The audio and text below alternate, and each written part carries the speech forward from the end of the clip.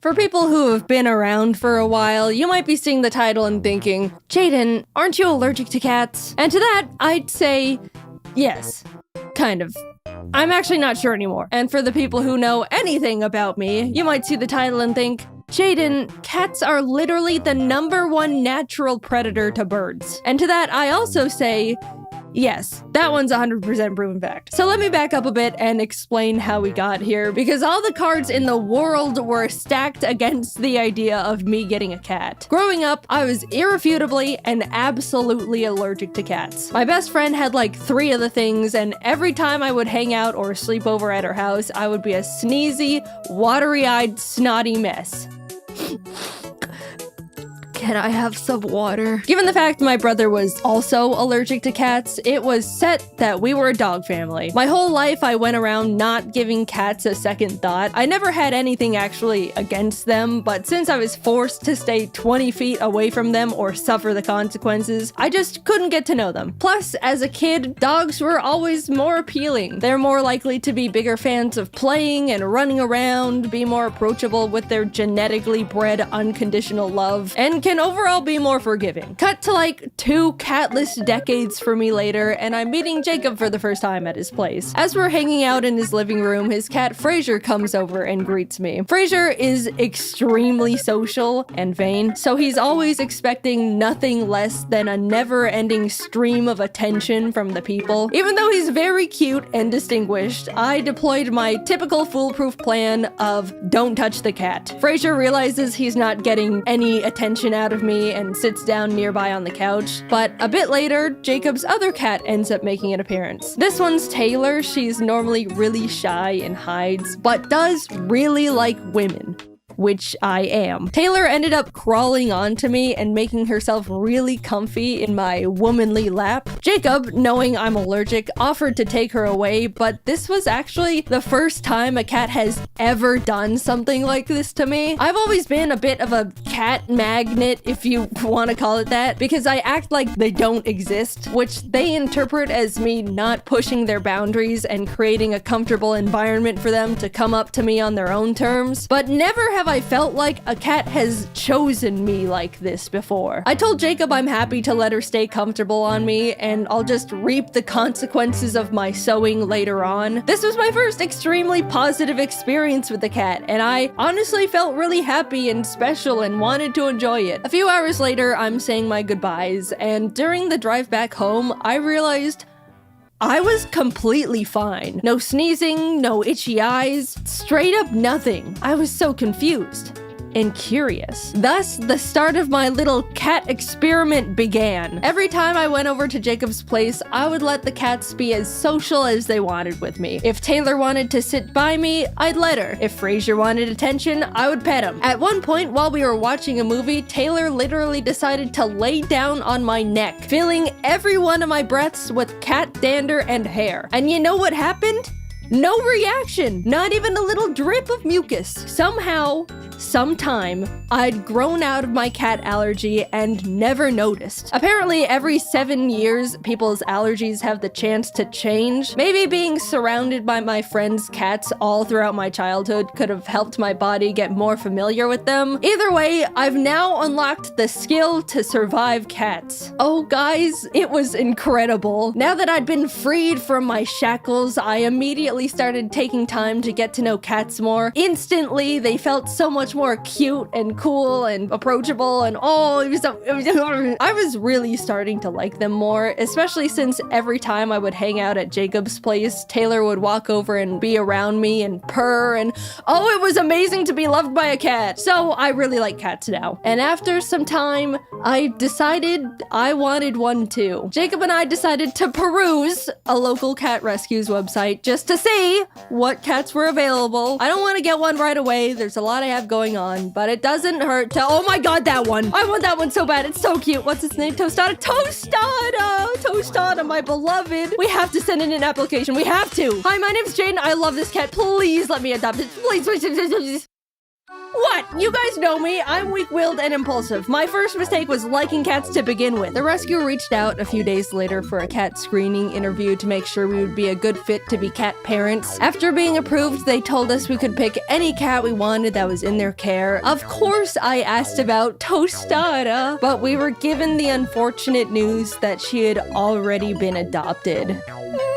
No! We looked at the other cats available on their website, but unfortunately none of them really stood out to me. The rescue ended up inviting us to a little Meet the Cats event they were hosting where we could see all the cats they had up for adoption in person, which was awesome because that was actually the first time I'd ever actually seen and held a kitten before. It was amazing. But as cute and tiny as they all were, there still wasn't one that called to me. I pried Jacob away from the kittens, headed home, and we started waiting. Every day I would check the rescue's cat list to see if any new ones caught my eye. I didn't even know what I was looking for, but waited for the universe to send me my perfect cat nonetheless. One morning I refreshed the page and saw one new kitten added. A tortie they found in some dumpster named Scrabble, with the biggest eyes and forehead I'd seen in my life. Something about this bizarre little creature called to me. I messaged the rescue about Scrabble and they told me she's available, putting me in touch with Scrabble's foster parents. Every day they sent me new little pictures of kitten Scrabble, and every photo I fell more and more in love with her. She seemed so silly and playful, and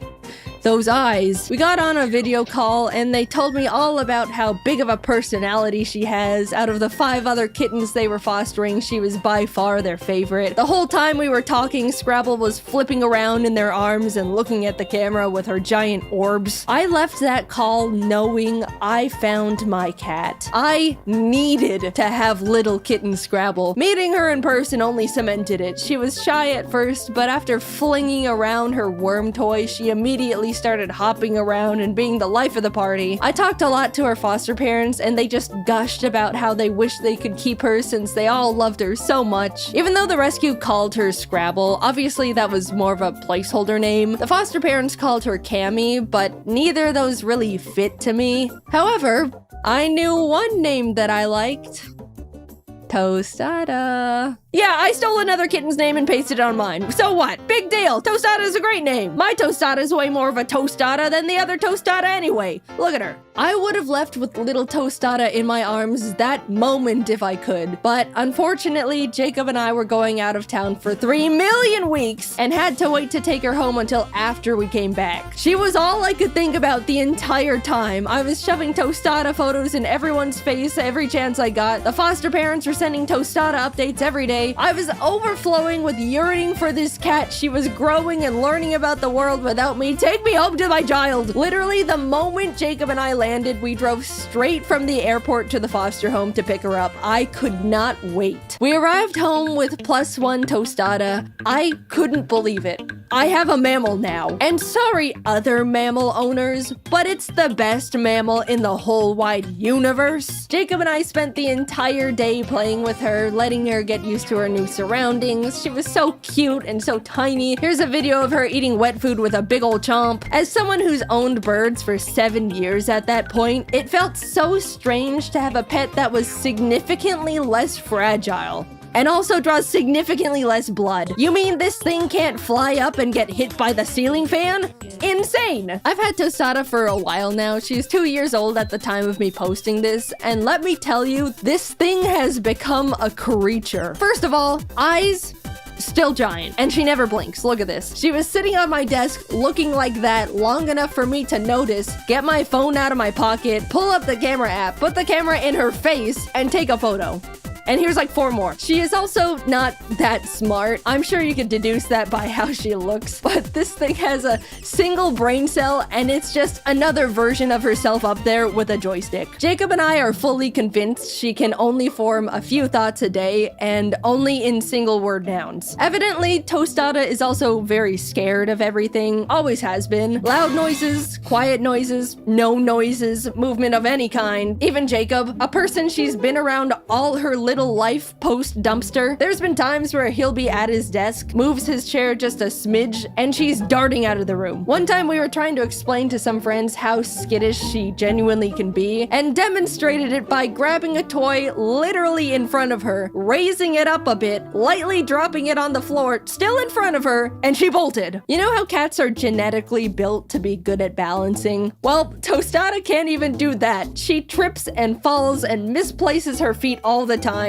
On multiple occasions, she has tried to walk across my L-shaped desk and just missed and fell down. That's like the one thing that makes a cat, and nope, doesn't hit the mark there either. She's gotten better, but as a kitten, Tostada couldn't even jump. After I built her first cat tower, I watched as she attempted to jump up to the second level, not quite make it, and had to slam her arms down on the thing to hoist herself up like she was mountain climbing. But oh, is she the sweetest little thing. When I got a cat, I was expecting it to want its own space, come around when it wants, you know, general cat things. But this creature follows me from room to room with those high beams of hers. She sits on my lap while I'm at my computer, lays on my giant Pokemon plushes, mostly just looks up at me from the floor and just stares. When I'm sleeping, she'll just crawl into bed and tuck herself up right next to me. Look at all these photos of her straight up on me when I'm sleeping.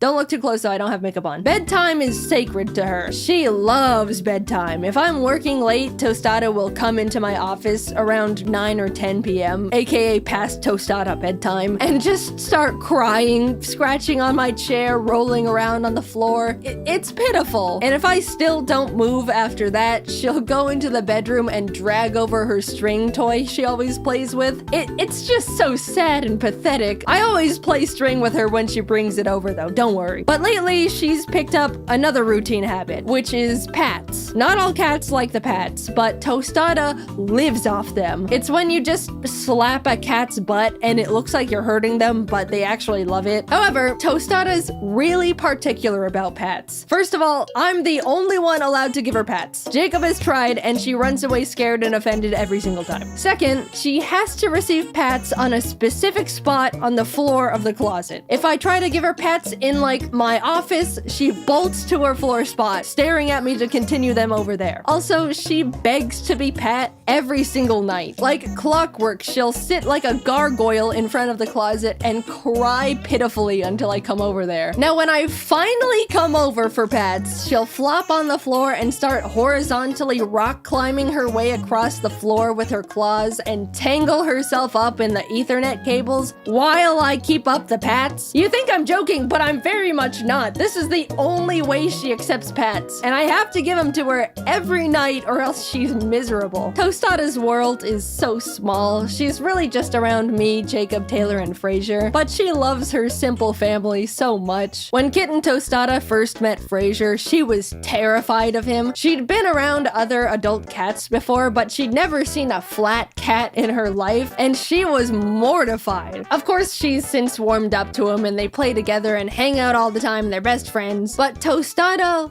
loves Taylor. Always has. She looks up to Taylor like a little baby sister admiring her cool, awesome older sibling. Unfortunately, Taylor hates it. They literally have a SpongeBob Squidward type of sibling relationship, and Tostada is so oblivious to it. Taylor has annoyingly swatted at Tostada so many times just for existing around her that Tostada now thinks it's a fun little game they play and will start chasing and swatting back at Taylor happily, not understanding cat social cues. Of course, never in a way that's too far, but just enough to get on Taylor's nerves even more. Between the three of them, they all have such different little personalities and relationships to each other. It's made our lives so much more entertaining. And to anyone concerned about the birds, don't worry. I've got Ari and Tofu very separated from the cats. They're safe in their own blocked off room connected by a double door system that ensures no possible interaction between bird and cat. If anyone is thinking about getting cats and birds as pets, it is possible, but just make sure the two are very separate, especially if you have small smaller birds like conures or budgies. I'm sure there's people out there that have trained their cats to be fine around a pet bird, but to me, all it takes is one accident or attack for you to just not have a bird anymore. Plus, having the two of them takes a huge amount of time and commitment. I've said it before and I'll say it forever. I love my birds to death, but they do not make good pets for the very large majority of people. In terms of allergies, I do think I was originally still a little bit allergic to Tostada, ironically. When I first got her, I was sneezy and sniffling, nothing allergy pills couldn't fix, and it never was as bad as my original cat allergy, but I think I've been growing out of that one too, because nowadays I don't have any reaction to her at all. Bodies are a mystery. I am building my immunity to everything.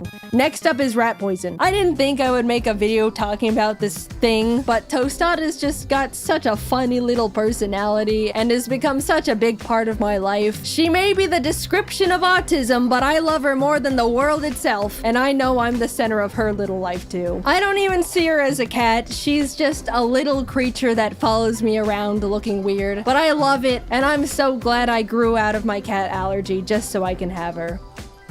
It really has been so different owning a cat, mainly because I know Tostada won't just bite me at any given chance, unlike some avian creatures. Thanks for watching the video. Heads up, I'm going to be announcing new merch again soon, so be on the lookout for that. The last drop went so well, and I'm really glad that so many of you guys enjoyed it. I'm so excited to finally be getting back into making fun merch, and it really helps me out a lot. Alright, sorry, thanks. Anyway, I'll talk to you later. Bye-bye.